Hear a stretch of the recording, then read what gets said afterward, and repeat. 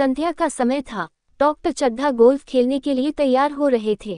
Motor द्वार के सामने खड़ी थी कि दो कहार एक डोली लिए आते दिखाई दिए।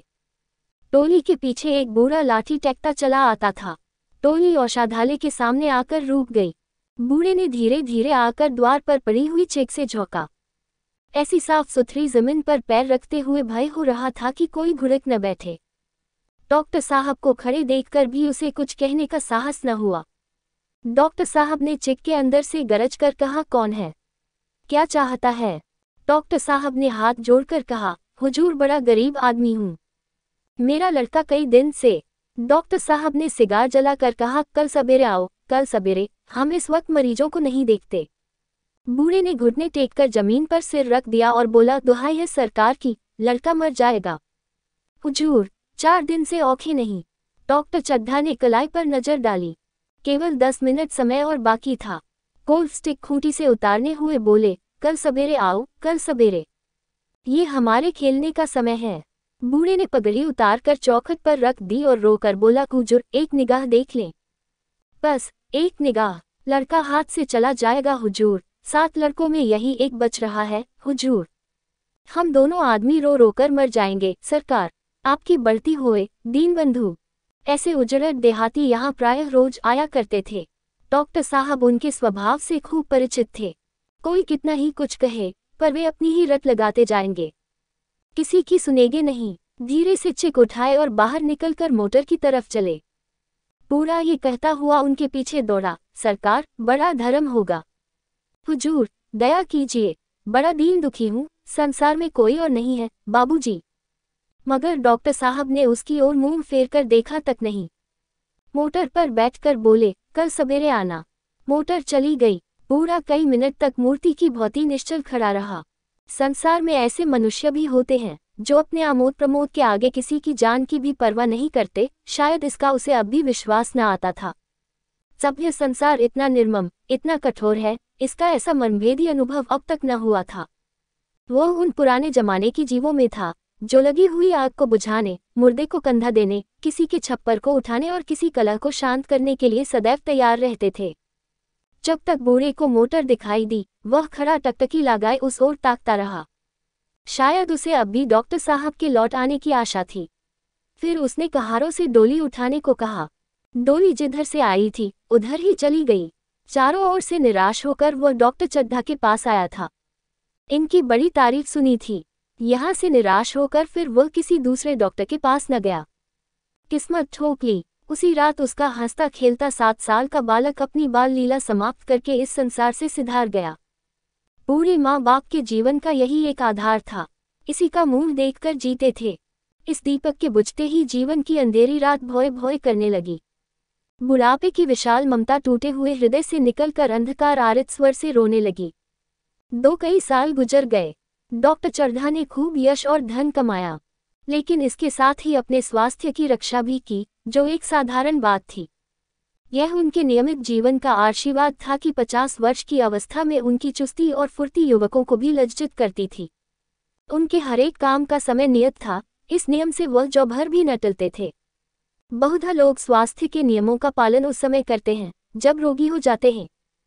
डॉक्टर चड्ढा उपचार और संयम का रहस्य खूब समझते थे। उनकी संतान संध्या भी इसी नियम के अधीन थी। उनके केवल 2 बच्चे हुए, एक लड़का और एक लड़की। तीसरी संतान न हुई, इसीलिए श्रीमती चड्ढा भी अभी जवान मालूम होती थी। लड़की का तो विवाह हो चुका था। लड़का कॉलेज में पढ़ता था। वही माता पिता के जीवन का आधार था। शील और विनय का पुतला, बड़ा ही रसिक, बड़ा ही उदार, विद्यालय का गौरव, युवक समाज की शोभा। मुखमंडल से तेज की छटा सी निकलती थी। आज उसकी 20वीं सालगिरह थी। संध्या का समय था। हरी हरी घास पर कुर्सियां बिछी हुई थी। शहर के रईस और हुक्काम एक तरफ, कॉलेज के छात्र दूसरी तरफ बैठे भोजन कर रहे थे। बिजली के प्रकाश से सारा मैदान जगमगा रहा था। आमोद प्रमोद का सामान भी जमा था। छोटा सा प्रहसन खेलने की तैयारी थी। प्रहसन स्वयं कैलाशनाथ ने लिखा था। वही मुख्य एक्टर भी था। इस समय वही एक रेशमी कमीज पहने, नंगे सिर, नंगे पांव, इधर से उधर मित्रों की आवभगत में लगा हुआ था। कोई पुकारता, कैलाश जरा इधर आना। कोई उधर से बुलाता, कैलाश क्या उधर ही रहोगे। सभी उसे छोड़ते थे, चुहले करते थे, बेचारे को जरा दम मारने का अवकाश न मिलता था। सहसा एक रमणी ने उसके पास आकर पूछा, क्यों कैलाश, तुम्हारे सौंप कहाँ हैं? जरा मुझे दिखा दो। कैलाश ने उससे हाथ मिलाकर कहा, मृणालिनी, इस वक्त क्षमा करो, कल दिखा दूंगा। मृणालिनी ने आग्रह किया, जी नहीं, तुम्हें दिखाना पड़ेगा, मैं आज नहीं मानने की।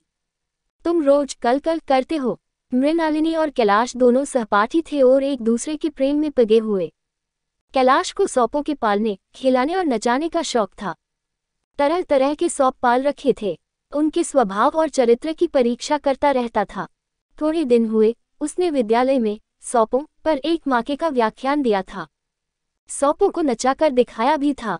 प्राणिशास्त्र के बड़े बड़े पंडित भी यह व्याख्यान सुनकर दंग रह गए थे। यह विद्या उसने एक बड़े सपेरे से सीखी थी। सांपों की जड़ी बूटियां जमा करने का उसे मरज था। इतना पता भर मिल जाए कि किसी व्यक्ति के पास कोई अच्छी जड़ी है, फिर उसे चिन्ह आता था, उसे लेकर ही छोड़ता था। यही व्यसन था। इस पर हजारों रुपए फूंक चुका था। मृणालिनी कई बार आ चुकी थी, पर कभी सौंपों को देखने के लिए इतनी उत्सुक न हुई थी। कह नहीं सकते, आज उसकी उत्सुकता सचमुच जाग गई थी, या वह कैलाश पर अपने अधिकार का प्रदर्शन करना चाहती थी। पर उसका आग्रह बेमौका था।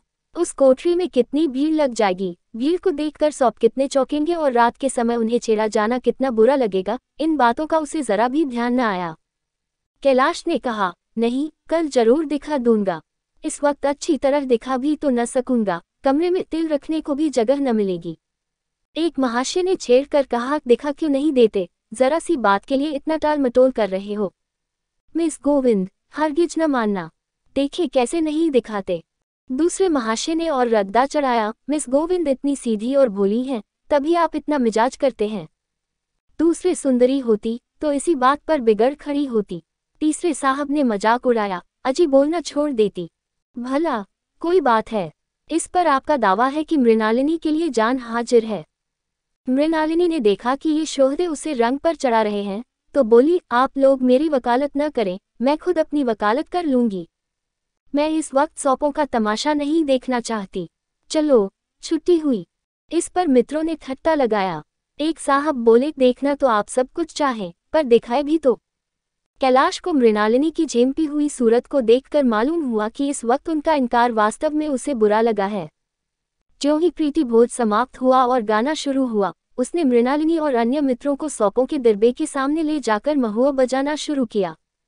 फिर एक एक खाना खोलकर एक एक सौंप को निकालने लगा। वाह, क्या कमाल था। ऐसा जान पड़ता था कि वे कीड़े उसकी एक एक बात, उसके मन का एक एक भाव समझते हैं। किसी को उठा लिया, किसी को गर्दन में डाल लिया, किसी को हाथ में लपेट लिया। मृणालिनी बार बार मना करती कि इन्हें गर्दन में न डालो, दूर ही से दिखा दो, बस जरा नचा दो। कैलाश की गर्दन में सौंपों को लिपटते देखकर उसकी जान निकली जाती थी। पछता रही थी कि मैंने व्यर्थ ही इनसे सौंप दिखाने को कहा। मगर कैलाश एक न सुनता था। प्रेमिका के सम्मुख अपने सर्प कला प्रदर्शन का ऐसा अवसर पाकर वह कब चूकता। एक मित्र ने टीका की, दौत तोड़ डाले होंगे। कैलाश हंसकर बोला, दौत तोड़ डालना मदारियों का काम है, किसी के दौत नहीं तोड़ गए, कहिए तो दिखा दूं। कहकर उसने एक काले सौंप को पकड़ लिया और बोला, मेरे पास ऐसे बड़ा और जहरीला सौंप दूसरा नहीं है, अगर किसी को काट ले तो आदमी आनन फानन में मर जाए, लहर भी न आए। इसके कांटे पर मंत्र नहीं, इसके दौत दिखा दूं। मृणालिनी ने उसका हाथ पकड़कर कहा, नहीं नहीं कैलाश, ईश्वर के लिए इसे छोड़ दो, तुम्हारे पैरों पड़ती हूँ। इस पर एक दूसरे मित्र बोले, मुझे तो विश्वास नहीं आता, लेकिन तुम कहते हो तो मान लूंगा। कैलाश ने सौंप की गर्दन पकड़कर कहा, नहीं साहब, आप आंखों से देखकर मानिए। दौत तोड़कर वश में किया तो क्या, सौंप बड़ा समझदार होता है।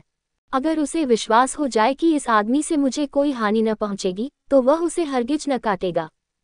मृणालिनी ने जब देखा कि कैलाश पर इस वक्त भूत सवार है, तो उसने ये तमाशा न करने के विचार से कहा, अच्छा भाई, अब यहाँ से चलो। देखा, गाना शुरू हो गया है, आज मैं भी कोई चीज सुनाऊंगी। ये कहते हुए उसने कैलाश का कंधा पकड़कर चलने का इशारा किया और कमरे से निकल गई। मगर कैलाश विरोधियों का शंका समाधान करके ही दम लेना चाहता था। उसने सौंप की गर्दन पकड़कर जोर से दबाए, इतनी जोर से इबाई कि उसका मुंह लाल हो गया, देह की सारी नसें तन गईं। सौंप ने अब तक उसके हाथों ऐसा व्यवहार न देखा था। उसकी समझ में न आता था कि यह मुझसे क्या चाहते हैं। उसे शायद भ्रम हुआ कि मुझे मार डालना चाहते हैं, अतएव वह आत्मरक्षा के लिए तैयार हो गया। कैलाश ने उसकी गर्दन खूब दबाकर मुंह खोल दिया और उसके जहरीले दांत दिखाते हुए बोला, जिन सज्जनों को शक हो आकर देख ले। आया विश्वास या अब भी कुछ शक है? मित्रों ने आकर उसके दांत देखे और चकित हो गए। प्रत्यक्ष प्रमाण के सामने संदेह को स्थान कहाँ। मित्रों का शंका निवारण करके कैलाश ने सौंप की गर्दन ढीली कर दी और उसे जमीन पर रखना चाहा, पर वह काला गेहूंवन क्रोध से पागल हो रहा था। गर्दन नरम पड़ते ही उसने सिर उठाकर कैलाश की उंगली में जोर से काटा और वहां से भागा। कैलाश की उंगली से टप टप खून टपकने लगा। उसने जोर से उंगली दबा ली और अपने कमरे की तरफ दौड़ा।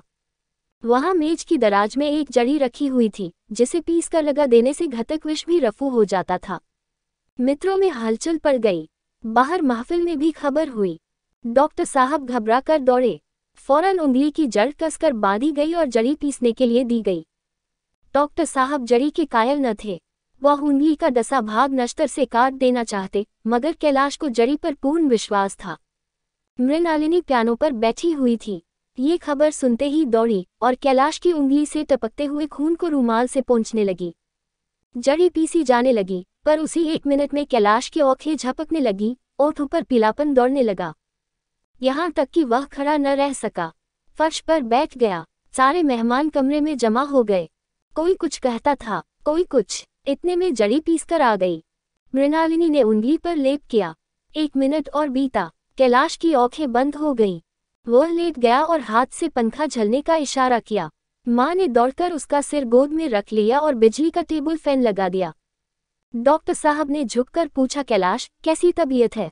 कैलाश ने धीरे से हाथ उठा लिए, पर कुछ बोल न सका। मृणालिनी ने करुण स्वर में कहा, क्या जड़ी कुछ असर न करेगी? डॉक्टर साहब ने सिर पकड़कर कहा, क्या बतलाऊं, मैं इसकी बातों में आ गया। अब तो नश्तर से भी कुछ फायदा न होगा। 8 घंटे तक यही हाल रहा। कैलाश की दशा प्रतिक्षण बिगड़ती जाती थी, यहाँ तक कि उसकी आंखें पथरा गई, हाथ पांव ठंडे पड़ गए, मुख की कांति मलिन पड़ गई, नाड़ी का कहीं पता नहीं। मौत के सारे लक्षण दिखाई देने लगे। घर में कोहराम मच गया। मृणालिनी एक ओर सिर पीटने लगी, माँ अलग पछाड़े खाने लगी। डॉक्टर चड्ढा को मित्रों ने पकड़ लिया, नहीं तो वह नश्तर अपनी गर्दन पर मार लेते। एक महाशय बोले, कोई मंत्र झाड़ने वाला मिले तो संभव है अब भी जान बच जाए।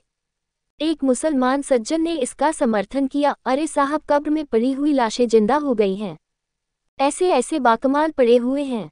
डॉक्टर चड्ढा बोले, मेरी अक्ल पर पत्थर पड़ गया था कि इसकी बातों में आ गया। नश्तर लगा देता तो ये नौबत ही क्यों आती। बार बार समझाता रहा कि बेटा सौंप न पालो, मगर कौन सुनता था। बुलाइए, किसी झाड़ फूंक करने वाले ही को बुलाइए। मेरा सब कुछ ले ले, मैं अपनी सारी जायदाद उसके पैरों पर रख दूंगा। लंगोटी बौध कर घर से निकल जाऊंगा, मगर मेरा कैलाश, मेरा प्यारा कैलाश उठ बैठे। ईश्वर के लिए किसी को बुलवाइए। एक महाशय का किसी झाड़ने वाले से परिचय था। वह दौड़कर उसे बुला लाए, मगर कैलाश की सूरत देखकर उसे मंत्र चलाने की हिम्मत न पड़ी। बोला, अब क्या हो सकता है सरकार, जो कुछ होना था हो चुका। अरे मूर्ख, ये क्यों नहीं कहता कि जो कुछ न होना था वह कहाँ हुआ? माँ बाप ने बेटे का सेहरा कहाँ देखा? मृणालिनी का कामना तरु क्या पल्लव और पुष्प से रंजित हो उठा। मन के वह स्वर्ण स्वप्न जिनसे जीवन आनंद का स्रोत बना हुआ था, क्या पूरे हो गए? जीवन के नृत्य में तारिका मंडित सागर में आमोद की बहार लूटते हुए क्या उनकी नौक जलमग्न नहीं हो गई? जो न होना था वह हो गया। वही हरा भरा मैदान था, वही सुनहरी चौदनी एकनी शब्द संगीत की भौती प्रकृति पर छाई हुई थी। वही मित्र समाज था, वही मनोरंजन के सामान थे, मगर जहाँ हास्य की ध्वनि थी वहाँ करुण क्रंदन और अश्रु प्रवाह था। 3 शहर से कई मील दूर एक छोट से घर में एक बूढ़ा और बुढ़िया अंगीठी के सामने बैठे जाड़े की रात काट रहे थे। बूढ़ा नारियल पीता था और बीच बीच में खौलता था। बुढ़िया दोनों घुटनियों में सिर डाले आग की ओर ताक रही थी। एक मिट्टी के तेल की कुप्पी ताक पर जल रही थी। घर में न चारपाई थी न बिछौना। एक किनारे थोड़ी सी पुआल पड़ी हुई थी। इसी कोठरी में एक चूल्हा था। बुढ़िया दिन भर उपले और सूखी लकड़ियां बटोरती थी। बूढ़ा रस्सी बटकर बाजार में बेच आता था। यही उनकी जीविका थी। उन्हें न किसी ने रोते देखा न हंसते। उनका सारा समय जीवित रहने में कट जाता था। मौत द्वार पर खड़ी थी, रोने या हंसने की कहाँ फुर्सत। बुढ़िया ने पूछा, कल के लिए सन तो है नहीं, काम क्या करोगे? जाकर झड्डू साह से 10 सेर सन उधार लाऊंगा। उसके पहले के पैसे तो दिए ही नहीं, और उधार कैसे देगा? न देगा न सही, घास तो कहीं नहीं गई, दोपहर तक क्या 2 आने की भी न काटूंगा। इतने में एक आदमी ने द्वार पर आवाज दी, भगत भगत क्या सो गए? जरा किवाड़ खोलो। भगत ने उठकर किवाड़ खोल दिए। एक आदमी ने अंदर आकर कहा, कुछ सुना? डॉक्टर चड्ढा बाबू के लड़के को सौंप ने काट लिया। भगत ने चौंक कर कहा, चड्ढा बाबू के लड़के को? वही चड्ढा बाबू है न, जो छावनी में बंगले में रहते हैं? हाँ हाँ वही, शहर में हल्ला मचा हुआ है। जाते हो तो जाओ, आदमी बन जाऊंगे। बूढ़े ने कठोर भाव से सिर हिलाकर कहा, मैं नहीं जाता। मेरी बला जाए, वही चड्ढा है, खूब जानता हूँ। भैया लेकर उन्हीं के पास गया था। खेलने जा रहे थे, पैरों पर गिर पड़ा कि एक नज़र देख लीजिए, मगर सीधे मुंह से बात तक न की। भगवान बैठे सुन रहे थे। अब जान पड़ेगा कि बेटे का गम कैसा होता है। कई लड़के हैं? नहीं जी, यही तो एक लड़का था। सुना है, सबने जवाब दे दिया है। भगवान बड़ा कारसाज है। उस वक्त मेरी आंखें से आंसू निकल पड़े थे, पर उन्हें तनिक भी दया न आई थी। मैं तो उनके द्वार पर होता तो भी बात न पूछता। तो न जाओगे? हमने जो सुना था सो कह दिया। अच्छा किया, अच्छा किया। कलेजा ठंडा हो गया, आंखें ठंडी हो गईं, लड़का भी ठंडा हो गया होगा। तुम जाओ, आज चैन की नींद सोऊंगा। बुढ़िया से, जरा तंबाकू ले ले, एक चिलम और पीऊंगा, अब मालूम होगा लाला को। सारी साहबी निकल जाएगी, हमारा क्या बिगड़ा? लड़के के मर जाने से कुछ राज तो नहीं चला गया। जहाँ 6 बच्चे गए थे, वहाँ एक और चला गया, तुम्हारा तो राज सुना हो जाएगा। उसी के वास्ते सबका गला दबा दबा कर जोड़ा था ना। अब क्या करोगे? एक बार देखने जाऊंगा, पर कुछ दिन बाद मिजाज का हाल पूछूंगा। आदमी चला गया। भगत ने किवाड़ बंद कर लिए, तब चिलम पर तंबाकू रख कर पीने लगा। बुढ़िया ने कहा, इतनी रात गए जाड़े पाले में कौन जाएगा? अरे, दोपहर ही होता तो मैं न जाता। सवारी दरवाजे पर लेने आती तो भी न जाता। भूल नहीं गया हूँ। पन्ना की सूरत आंखों में फिर रही है। इस निर्दयी ने उसे एक नज़र देखा तक नहीं। क्या मैं न जानता था कि वह न बचेगा? खूब जानता था। चड्ढा भगवान नहीं थे कि उनके एक निगाह देख लेने से अमृत बरस जाता। नहीं, खाली मन की दौड़ थी। अब किसी दिन जाऊंगा और कहूंगा, क्यों साहब कहिए, क्या रंग है? दुनिया बुरा कहेगी, कहे कोई परवाह नहीं। छोटे आदमियों में तो सब ऐ हैं, बड़ों में कोई अब नहीं होता, देवता होते हैं। भगत के लिए ये जीवन में पहला अवसर था कि ऐसा समाचार पाकर वह बैठा रह गया हो। 80 वर्ष के जीवन में ऐसा कभी न हुआ था कि सौंप की खबर पाकर वह दौड़ न गया हो। माघ पूस की अंधेरी रात, चैत बैसाख की धूप और लू, सावन भादों की चढ़ी हुई नदी और नाले, किसी की उसने कभी परवाह न की। वह तुरंत घर से निकल पड़ता था, निस्वार्थ, निष्काम। लेन देन का विचार कभी दिल में आया नहीं। ये सा काम ही न था। जान का मूल्य कौन दे सकता है? ये एक पुण्य कार्य था। सैकड़ों निराशों को उसके मंत्रों ने जीवन दान दे दिया था, पर अब वह घर से कदम नहीं निकाल सका। ये खबर सुनकर सोने जा रहा है। बुढ़िया ने कहा, तमाकू अंगीठी के पास रखी हुई है, उसके भी आज 2.5 पैसे हो गए। देती ही न थी। बुढ़िया ये कहकर लेटी। बूढ़े ने कुप्पी बुझाई, कुछ देर खड़ा रहा, फिर बैठ गया। अंत को लेट गया, पर यह खबर उसके हृदय पर बोझे की भांति रखी हुई थी। उसे मालूम हो रहा था, उसकी कोई चीज खो गई है, जैसे सारे कपड़े गीले हो गए हैं या पैरों में कीचड़ लगा हुआ है, जैसे कोई उसके मन में बैठा हुआ उसे घर से निकालने के लिए कुरेद रहा है। बुढ़िया जरा देर में खर्राटे लेने लगी। बूढ़े बातें करते करते सोते हैं और जरा सा खटा होते ही जागते हैं। तब भगत उठा, अपनी लकड़ी उठा ली और धीरे से किवाड़ खोले। बुढ़िया ने पूछा, कहाँ जाते हो? कहीं नहीं, देखता था कि कितनी रात है। अभी बहुत रात है, सो जाओ। नींद नहीं आती। नींद काहे आवेगी? मन तो चड्ढा के घर पर लगा हुआ है। चड्ढा ने मेरे साथ कौन सी नेकी कर दी है जो वहां जाऊं? वो आकर पैरों पड़े तो भी न जाऊं। उठे तो तुम इसी इरादे से ही। नहीं री, ऐसा पागल नहीं हूं कि जो मुझे कोटे बोए उसके लिए फूल बोता फिरूं। बुढ़िया फिर सो गई। भगत ने किवाड़ लगा दिए और फिर आकर बैठा, पर उसके मन की कुछ ऐसी दशा थी जो बाजे की आवाज कान में पड़ते ही उपदेश सुनने वालों की होती है। आंखें चाहे उपदेशक की ओर हों, पर कान बाजे ही की ओर होते हैं। दिल में भी बापे की ध्वनि गूंजती रहती है। शर्म के मारे जगह से नहीं उठता। निर्दयी प्रतिघात का भाव भगत के लिए उपदेशक था, पर हृदय उस अभागे युवक की ओर था जो इस समय मर रहा था, जिसके लिए एक एक पल का विलंब घातक था। उसने फिर किवाड़ खोले, इतने धीरे से कि बुढ़िया को खबर भी न हुई। बाहर निकल आया। उसी वक्त गौरव को चौकीदार गश्त लगा रहा था। बोला, कैसे उठे भगत? आज तो बड़ी सर्दी है, कहीं जा रहे हो क्या? भगत ने कहा, नहीं जी, जाऊंगा कहाँ? देखता था अभी कितनी रात है, भला के बजे होंगे? चौकीदार बोला, 1 बजा होगा और क्या, अभी थाने से आ रहा था तो डॉक्टर चड्ढा बाबू के बगले पर बड़ी भर लगी हुई थी। उनके लड़के का हाल तो तुमने सुना होगा, कीड़े ने छू लिया है। चाहे मर भी गया हो, तुम चले जाओ तो 60 बच जाए। सुना है इस 1000 तक देने को तैयार हैं। भगत, मैं तो न जाऊं चाहे वह 10 लाख भी दे। मुझे 10,000 या 10 लाख लेकर करना क्या है? कल मर जाऊंगा, फिर कौन भोगने वाला बैठा हुआ है। चौकीदार चला गया। भगत ने आगे पैर बढ़ाया। जैसे नशे में आदमी की देह अपने काबू में नहीं रहती, पैर कहीं रखता है, पढ़ता कहीं है, कहता कुछ है, जबान से निकलता कुछ है। वही हाल इस समय भगत का था। मन में प्रतिकार था, पर कर्म मन के अधीन न था। जिसने कभी तलवार नहीं चलाई, वह इरादा करने पर भी तलवार नहीं चला सकता। उसके हाथ कांपते हैं, उठते ही नहीं।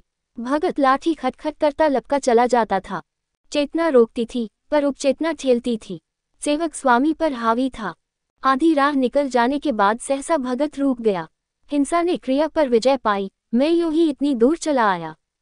इस जाड़े पाले में मरने की मुझे क्या पड़ी थी? आराम से सोया क्यों नहीं? नींद न आती, न सही, 2-4 भजन ही गाता।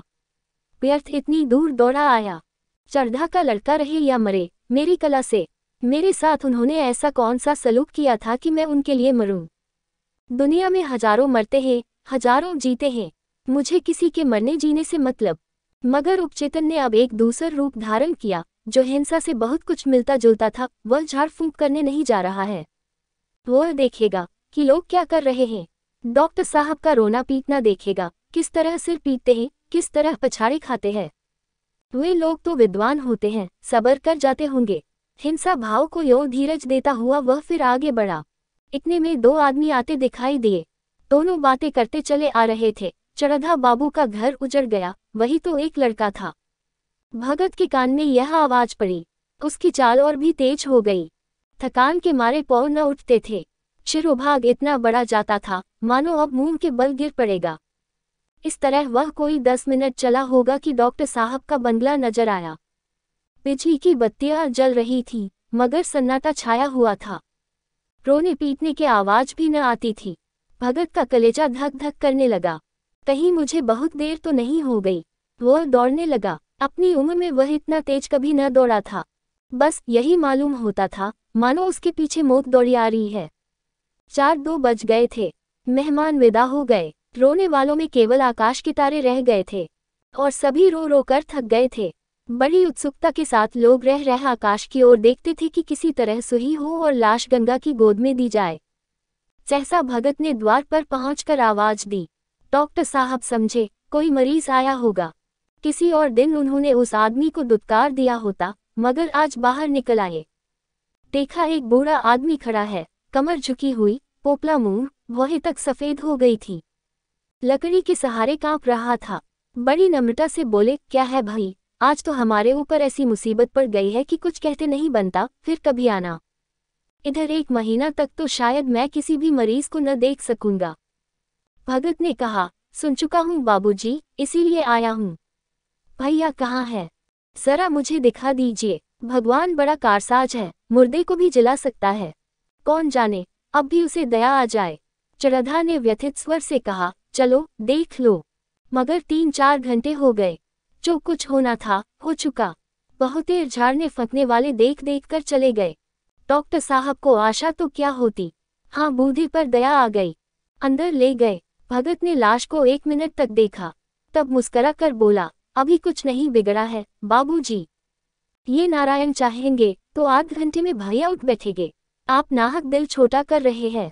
जरा कहारों से कहिए पानी तो भरें। कहारों ने पानी भर भर कर कैलाश को नहलाना शुरू किया। पाइप बंद हो गया था।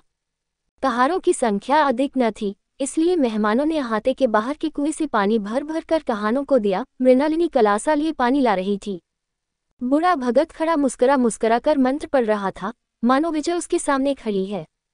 जब एक बार मंत्र समाप्त हो जाता, वह एक जड़ी कैलाश के सिर पर डाले गए और न जाने कितनी बार भगत ने मंत्र फूंका।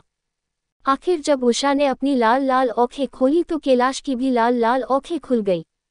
एक क्षण में उसने अंगड़ाई ली और पानी पीने को मांगा। डॉक्टर चड्ढा ने दौड़कर नारायणी को गले लगा लिया। नारायणी दौड़कर भगत के पैरों पर गिर पड़ी और मृणालिनी कैलाश के सामने आंखों में आंसू भरे पूछने लगी, अब कैसी तबीयत है? एक क्षण में चारों तरफ खबर फैल गई। मित्रगण मुबारकबाद देने आने लगे।